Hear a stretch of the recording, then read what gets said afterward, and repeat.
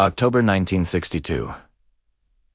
The world stood on the edge of nuclear war. Two superpowers, the United States and the Soviet Union, locked in a confrontation so dangerous. A single mistake could have triggered global destruction. This was not a battlefield war. Instead, it was a silent, terrifying standoff involving nuclear missiles, secret photographs, and political brinkmanship. This was the Cuban Missile Crisis, 13 days that changed the course of history. After World War II, the world divided into two ideological camps. Capitalism, led by the United States. Communism,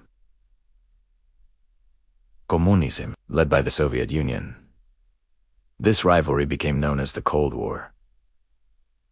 Both nations built massive nuclear arsenals. By the early 1960s, each had enough atomic weapons to destroy the planet multiple times. But tensions increased dramatically in 1959, when a young revolutionary named Fidel Castro took control of Cuba, just 90 miles from the coast of Florida. Castro established a communist government and aligned himself with Soviet leader Nikita Khrushchev. For the United States, this was unacceptable. In 1961, under President John F. Kennedy, the U.S. attempted to overthrow Castro. In the failed Bay of Pigs invasion, the invasion was a disaster. Castro felt threatened. Khrushchev saw an opportunity.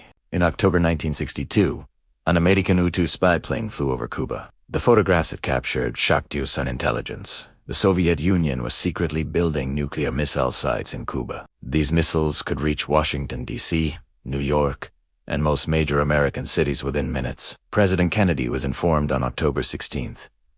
He secretly formed a group of advisors called the Executive Committee of the National Security Council. They debated options: immediate airstrikes, full invasion of Cuba, diplomatic pressure, or a naval blockade. Kennedy understood something crucial.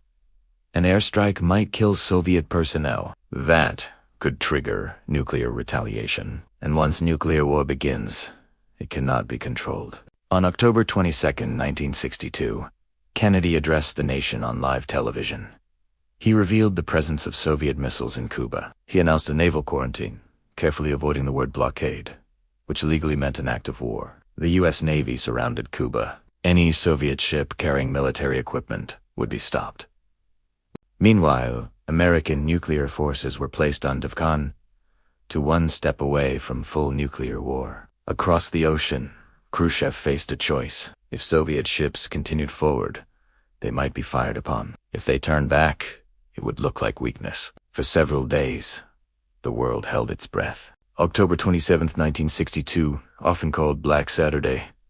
Several terrifying events happened at once. A U.S. U-2 plane was shot down over Cuba. Another U-2 accidentally flew into Soviet airspace. American warships dropped warning depth charges on a Soviet submarine near Cuba. What the Americans did not know: that submarine carried a nuclear torpedo. The submarine commander believed war might already have begun. He considered launching the nuclear weapon, but one officer, Vasily Arkhipov, refused to approve the launch. His decision may have prevented nuclear war. At the same time, Kennedy received two messages from Khrushchev. The first was emotional and conciliatory: remove U.S. missiles from Turkey in exchange for removing Soviet missiles from Cuba.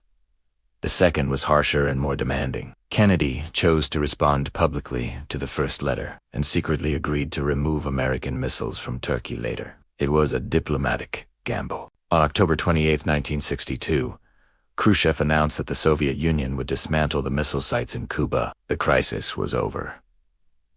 The world exhaled. Secretly, the United States later removed its Jupiter missiles from Turkey. Both sides claimed victory, but both leaders understood how close they had come to annihilation. The crisis fundamentally changed Cold War diplomacy. A direct communication line, the hotline, was established between Washington and Moscow. In 1963, the two powers signed the Limited Nuclear Test Ban Treaty. The lesson was clear: nuclear war must never happen. The Cuban Missile Crisis was the closest the world has ever come to full nuclear war. It revealed the dangers of miscalculation, the importance of back-to-no diplomacy, the terrifying power of nuclear weapons. It also showed that leadership decisions, even by a single individual, can change history. From Kennedy's restraint to Khrushchev's compromise to Arkhipav's refusal to authorize a torpedo launch, the survival of humanity depended on human judgment. For 13 days in October 1962, the fate of the world hung in the balance. The Cuban Missile Crisis was not just a political conflict. It was a warning, a reminder that in the nuclear age, war between great powers is no longer just tragic. It is existential. And sometimes, peace depends on the courage to step back from the brink.